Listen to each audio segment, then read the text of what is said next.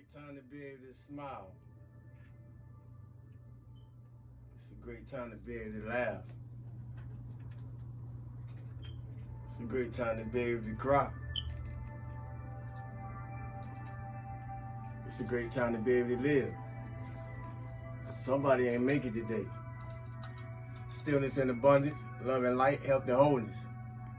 Stillness and abundance, love and light, health and wholeness. Stillness and abundance, love and light, health and wholeness. I hope everybody's feeling good for no reason at all, operating in the truest, highest, and authentic version of your best self.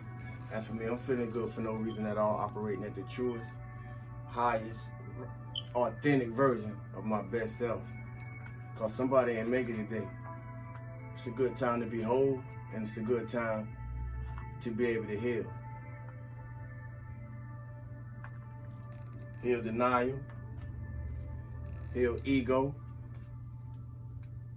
and heal pride. Wherever it falls, it's time for upgrades, glow up, level ups, blow ups. Sometimes we have to have blowouts to have a blow up, to glow up.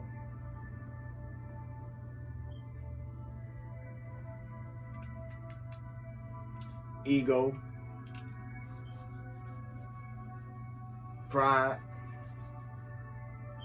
by way of denial, will have us in regret and grief. Don't blame me though, I'm just a messenger. I just read energy.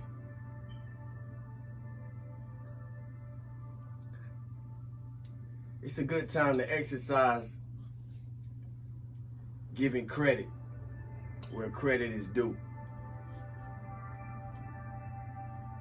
And not only when credit is due, even when credit is not due, but the effort is recognized. I point that out because that's a real easy and fast way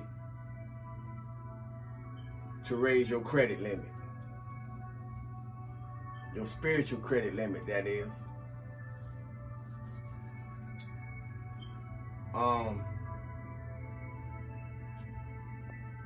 We gotta watch our ways and movement, meaning we gotta watch the way that we move. It's easy to get caught up doing too much. Some of us been doing too much, just being extra. Some of us doing exactly what we're supposed to be doing. Some of us don't know what we're supposed to be doing, but we got enough sense to do something. And some of us, and all we doing, ain't doing nothing at all. In whatever category we fall in, I salute us through it. We all gotta start from somewhere. You decide. The energy is beautiful. You know, we just had 2022 yesterday. I'm still vibrating off of it. It's a beautiful feeling to be able to dance with the energy behind life. The energy that animates us to be able to express what life is and how life is within each and every one of us. I dance with life by looking at the lighter side of all things today. Ain't no right or wrong. You know, ain't no left or right. It's just observations. And we can get in the place of just observating or being observative to the things that we experience without exerting so much emotional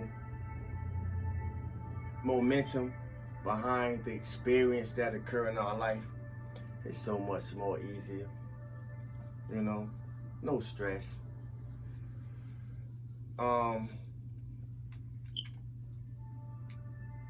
Sometimes the grass only greener because it's fake. I don't know who that's for.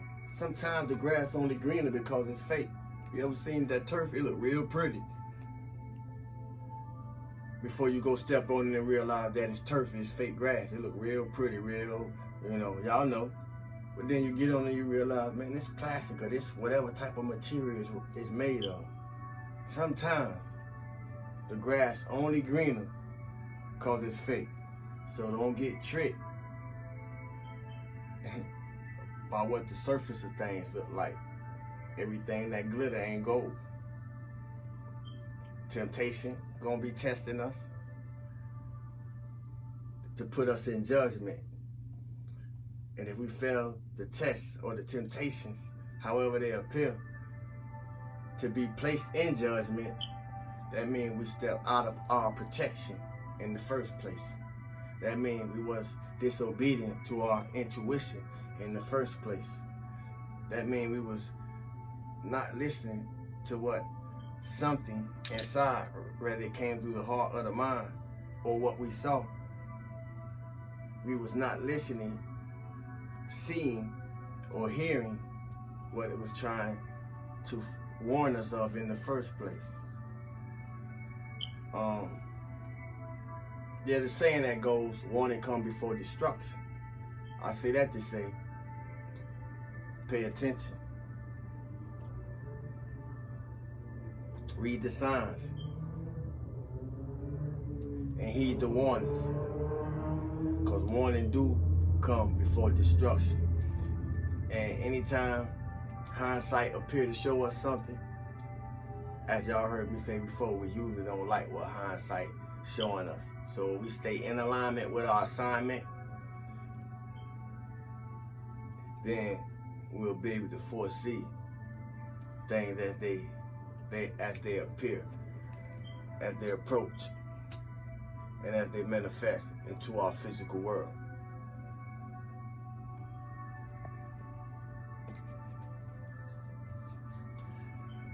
Temptation, judgment, and protection. Which category would you want to belong to? And I ask that because those of us in the light and that use the light to see our way through the dark things that appear in our lives,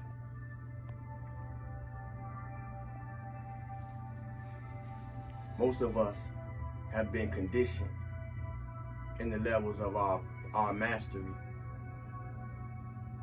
to be able to approach where we live from and how we address what we live through in a way that the darkness no longer gets in our way.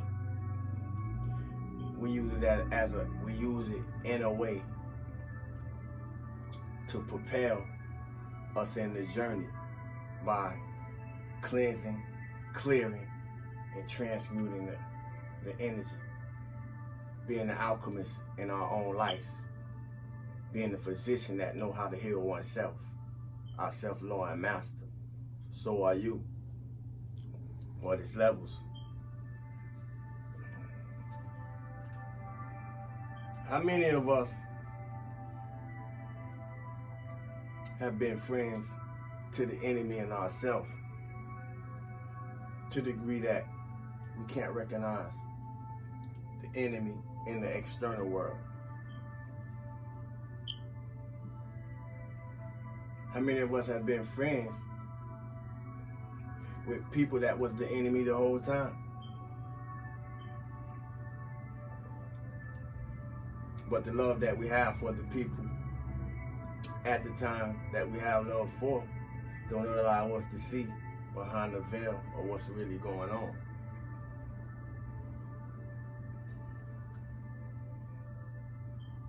Our eyes was open wide shut.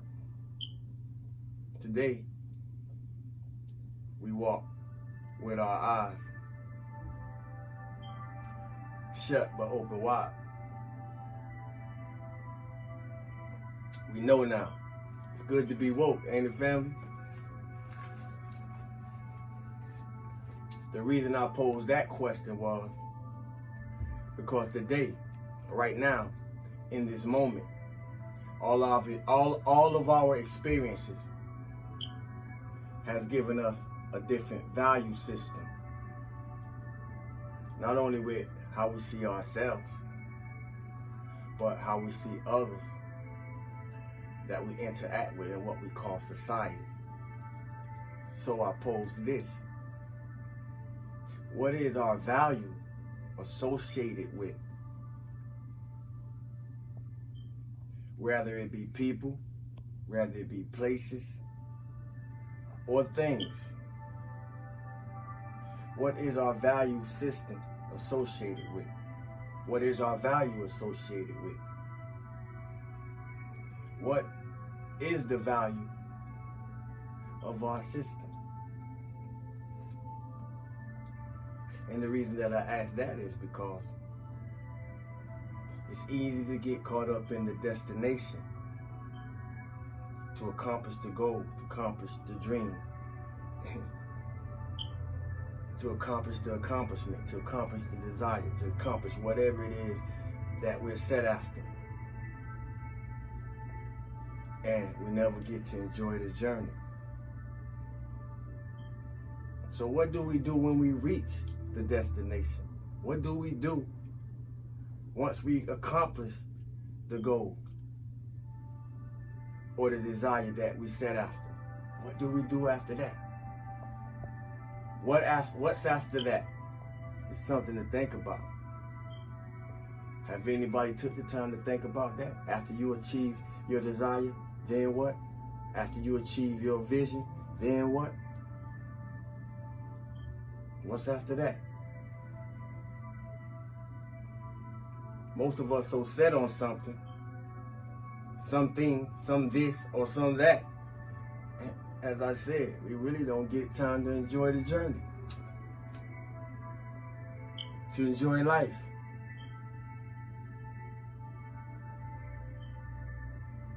To experience the living, the simple living of our own life process. Ever talk to somebody that's older, 70s maybe, even a little older, and they tell you that they work their whole life, you know, which is okay to provide for their family, but they never really enjoyed their life because they spent their whole life working. Thank the powers that be that we're in a new time, you know. We're in a new living cycle. Technology has blessed us through the many great minds of men and women who the technology come through. Many things has blessed us.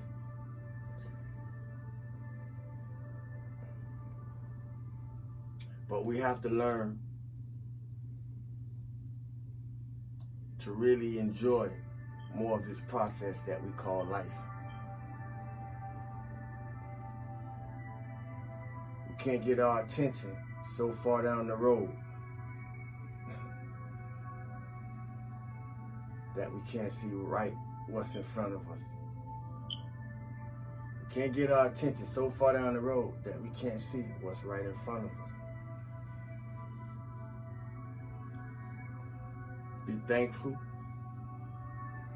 Appreciate all you have accomplished and what you do have. Be grateful. Exercise gratitude. Be of an open mind and a healed heart. And for those of us who haven't decided, it's still time to turn inside and shine bright. But don't bring no baggage, travel light. Feel good for no reason at all. Stillness and abundance, love and light, health and wholeness. I am your host and co-pilot, saiwoodagod. I love y'all, family. Peace.